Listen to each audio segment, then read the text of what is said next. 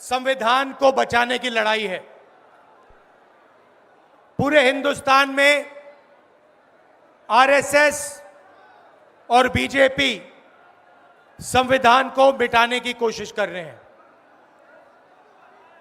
हर चुनाव में नरेंद्र मोदी जी बीजेपी जीतती है।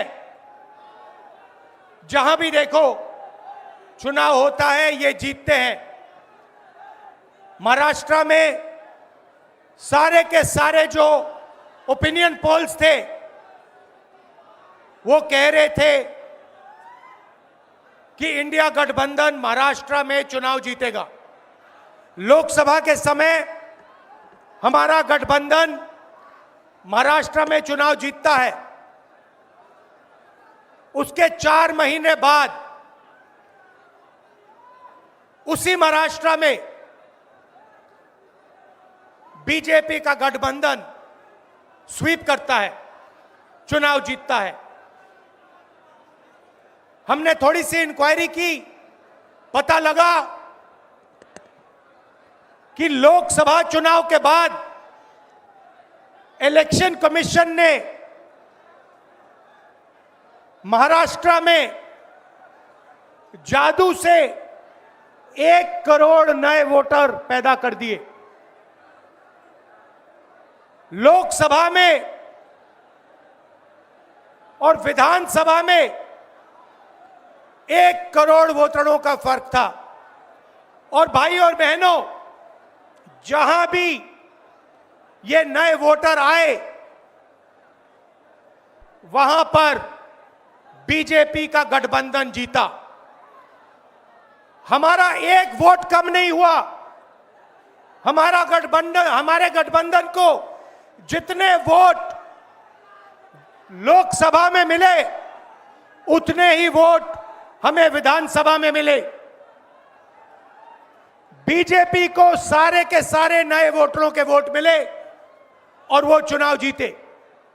हमने शिकायत की, इलेक्शन कमीशन से कहा, उनको कहा हमें वीडियोग्राफी दिखाओ। इलेक्शन कमीशन ने मना कर दिया। उसके बाद हमने इंक्वायरी शुरू की।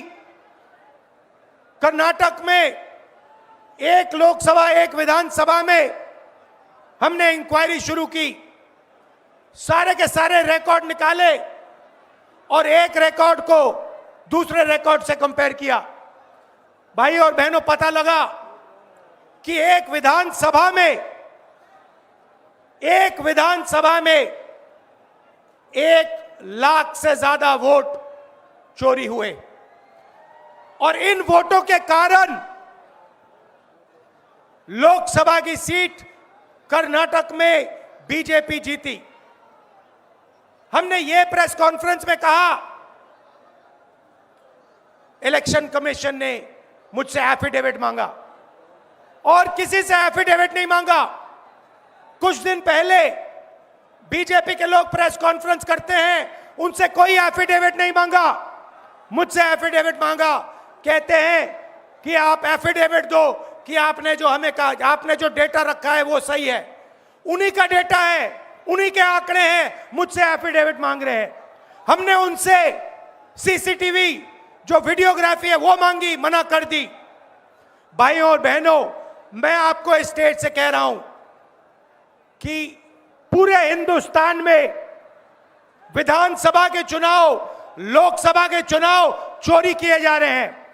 और इनकी आखिरी साजिश यह है कि बिहार में एसआईआर करके नए वोटरों को जोड़कर, वोटरों को काटकर ये बिहार का चुनाव चोरी करें।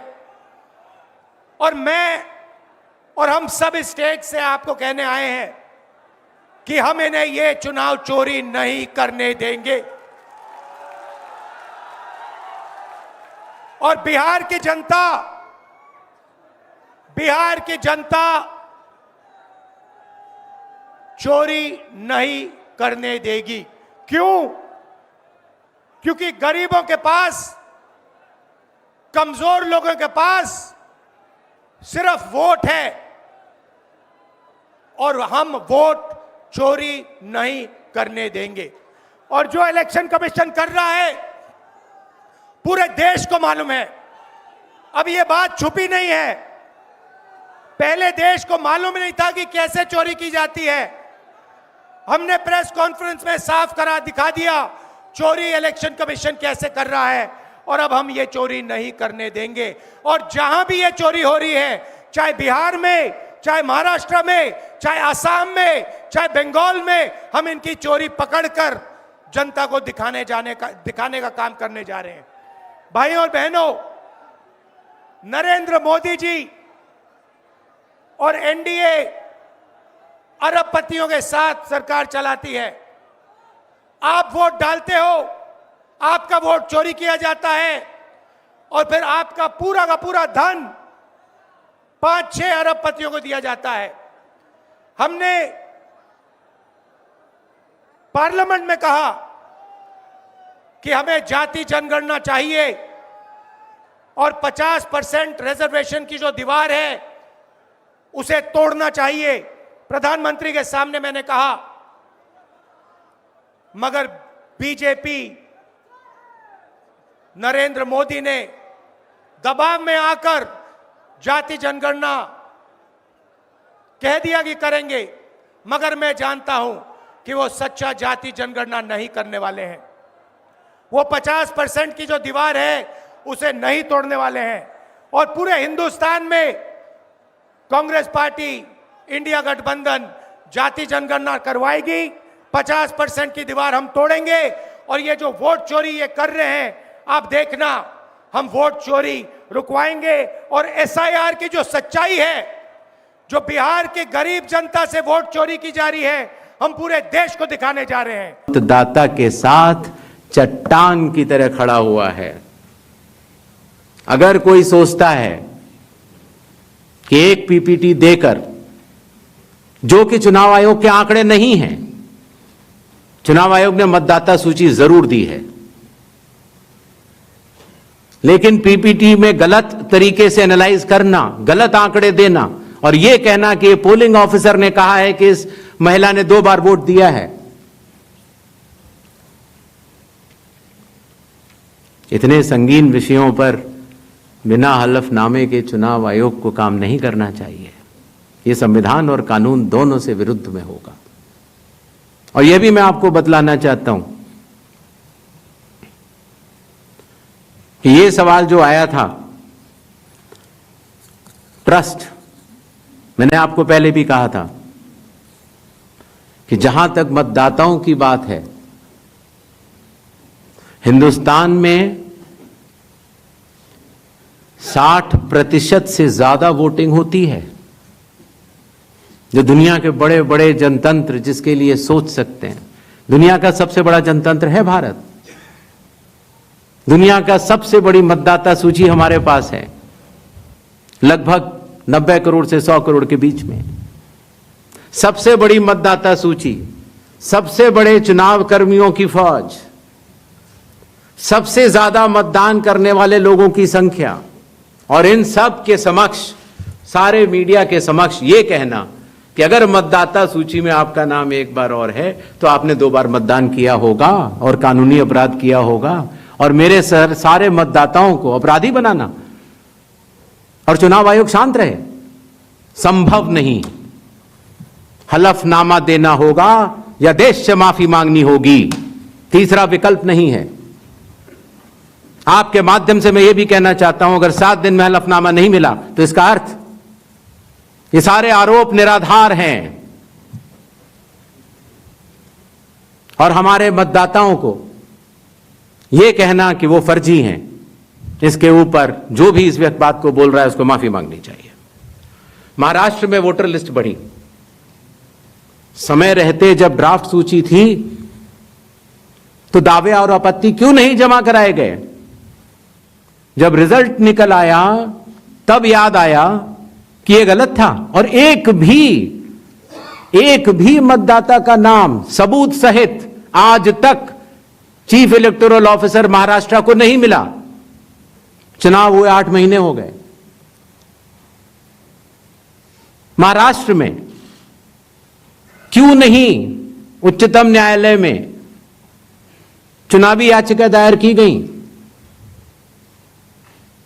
फिर एक बात यह कही गई कि आखिरी घंटे में इतना मतदान कैसे। चुनाव आयोग ने जवाब दिया था और आप सबने लिखा भी था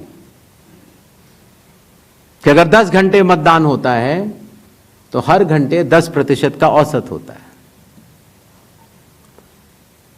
आखिरी घंटे में 10% से कम मतदान हुआ। तो यह बात कैसे कही जा रही है? ऐसा नहीं होता कि किसी भी बात को अगर आप 10 बार बोलते रहें, 20 बार बोलते रहें तो सच हो जाए। सच सच होता है और सूरज पूरब में ही उगता है, किसी के कहने से पश्चिम में नहीं उगा करता। पहली बात that's please. पहली बात ये दोबारा आई कि साहब डेट्स को लेकर पूछा गया, तो मैंने स्पष्ट किया था कि लोक प्रतिनिधित्व कानून के अंतर्गत जो रिवीजन होता है वो चुनाव से पहले होता है। बिहार का चुनाव 22 नवंबर 2025 से पहले संपन्न किया जाना है, क्योंकि बिहार की जो हमारी विधानसभा है उसकी कालावधि वहां समाप्त हो रही है। हमारे पास 1 जनवरी 2025 का एक स्पेशली रिवाइज्ड किया हुआ एक रोल था, इंटेंसिव नहीं था। आमूमन तौर से चुनाव से 6 महीने से अगर ज्यादा हो तो हम लोग को वोटर लिस्ट रिवाइज करनी चाहिए। तो अगर 1 जनवरी से 22 नवंबर तक हम रिवाइज नहीं करते तो इस 11 महीने से ज्यादा के अरसे में काफी त्रुटियां हो सकती थी। अगर हम 1 अप्रैल 4 ही तारीख को हो सकता है रिवीजन कानून के तहत, 1 जनवरी, 1 अप्रैल, 1 जुलाई और 1 अक्टूबर, तो उन्हीं तारीखों को जो 18 साल की उम्र प्राप्त करते हैं उनको वोट का अधिकार मिल जाता है। तो अगर हम 1 अप्रैल करते तो फिर यह बात आती कि अभी तो आपने एसएसआर कराया है तो आप फिर करा रहे हैं। अगर हम 1 अक्टूबर करते तो यह बात आती कि बिल्कुल चुनाव सर पर है। तो एक ही विकल्प उपलब्ध था और वो था 1 जुलाई की क्वालिफाइंग डेट मानते हुए एक रिवीजन होना चाहिए। दूसरा विषय, तो इंटेंसिव रिवीजन क्यों, एसएसआर क्यों नहीं? ये बात मैं आप लोग ही तो कह रहे हो कि एसएसआर में इतना गहन परीक्षण नहीं हुआ, इसीलिए कई त्रुटियां पाई गईं जो कि अब इन्यूमरेशन फॉर्म से आ रही हैं। दरअसल एसआईआर ही तो है जो इन सारे आरोपों का जवाब है। अगर एसआईआर में सब लोग मिलकर, सारी राजनीतिक पार्टियां मिलकर अगर मतदाता सूची को शुद्ध बनाने के लिए, राजनीतिक उद्देश्यों से परे जाकर राष्ट्र निर्माण के लिए, राष्ट्र सेवा के लिए अगर मतदाता सूची को शुद्ध बनाने के लिए काम करना चाहें तो आज भी बिहार में 15 दिन बाकी हैं और चुनाव आयोग उन सभी का शुक्रगुजार रहेगा जो मतदाता सूची शुद्ध करने के लिए अपना योगदान देंगे। ये बात कही गई कि किसी एक राज्य से, उड़ीसा से या उत्तर प्रदेश से कुछ शिकायतें की गई। बात वहीं की वहीं है। चुनाव हारने या जीतने के बाद जिस मतदाता सूची पर चुनाव हुआ उसके ऊपर बिना हलफनामा दिया गया, ये बात ठीक नहीं है। बिना हलफनामा दिए, बिना ओथ दिए, सिर्फ एक पत्र लिखकर अगर हमारे बूथ लेवल ऑफिसर्स और एसडीएम्स और डीएम्स इनके कार्यशैली पर अगर कोई प्रश्न चिन्ह लगाता है तो ये गलत है। एक सवाल जो मैं पिछली बार जवाब नहीं दे पाया था कि साहब जो ये एसआईआर बिहार में चल रहा है उसमें कितने लोगों के डॉक्यूमेंट आ गए, कितने लोगों ने रिकमेंड किया, किस बूथ लेवल क्या रिकमेंड किया, डाटा लेने की कोशिश तो हो रही है। लेकिन मैंने आपको पहले बताया था कि चुनाव आयोग मल्टी लेवल कंस्ट्रक्ट से काम करता है। Booth level officer booth level पर है, जहां औसतन करीब 1000 से कम मतदाता है, 200 घर हैं। उसके ऊपर आता है बूथ लेवल सुपरवाइजर, जो 10 बूथ लेवल ऑफिसर के ऊपर काम करता है। उसके ऊपर आता है एसडीएम, उसके ऊपर आता है डीएम, उसके ऊपर आता है चीफ इलेक्टोरल ऑफिसर, और मतदाता सूची का कार्य वहीं समाप्त हो जाता है। चुनाव आयोग में न तो मैं, न मेरे साथी चुनाव आयोग, न कोई चुनाव आयुक्त का अधिकारी और न आप कोई भी वोट जोड़ सकते हैं या काट सकते हैं सिवाय कानूनी प्रक्रिया का पालन किए, कोई भी। तो आपको इस बात को समझना होगा कि इस कंस्ट्रक्ट में, जो डिसेंट्रलाइज कंस्ट्रक्ट है, इसमें बूथ लेवल ऑफिसर ने जब किसी मतदाता से डॉक्यूमेंट्स लिए या उसने दिए तो कितने डॉक्यूमेंट्स लिए, क्या उसको रिकमेंड किया या नहीं किया, ये सारा विषय अभी भी एसडीएम स्तर पर विचाराधीन है, जिसका निर्णय 30 सितंबर तक आएगा। और उसके पहले इस सवाल का जवाब पूछना और बताना दोनों ही त्रुटिपूर्ण भी रहेगा और वो भी रहेगा। अगर आप आधार के बारे में आपने बोला, माननीय सुप्रीम कोर्ट का स्पष्ट आदेश है कि जो लोग एग्रीव्ड हैं, जो लोग ड्राफ्ट सूची से एग्रीव्ड हैं, वो लोग अपने इन्यूमरेशन फॉर्म को आधार के साथ जमा कर सकते हैं, और चुनाव आयोग उस बात को मानता भी है, उसका पालन भी करता है। आई होप आप सबके काफी प्रश्नों का हम लोग जवाब दे पाए होंगे। Thank you so much. Thank you so Please much. join us for tea on the 4th floor. और जाने से Thank पहले एक बार और आखिर 100 करोड़ की मतदाता सूची और बिहार के 7 करोड़ की मतदाता सूची में सवाल भी कई हैं और जवाब भी कई हैं। सच सुनने की क्षमता भी होनी चाहिए और समझने की क्षमता भी। तो मैं सिर्फ इतना कहना चाहता हूं जाने से पहले कि एक बार फिर आप सबके माध्यम से भारत के मतदाताओं को बहुत बहुत नमस्कार। और सभी राजनीतिक दलों से हम ये आह्वान करते हैं कि अभी भी प्रारूप सूची में कोई भी त्रुटि हो तो आगे आएं और हमें 1 सितंबर तक बताएं।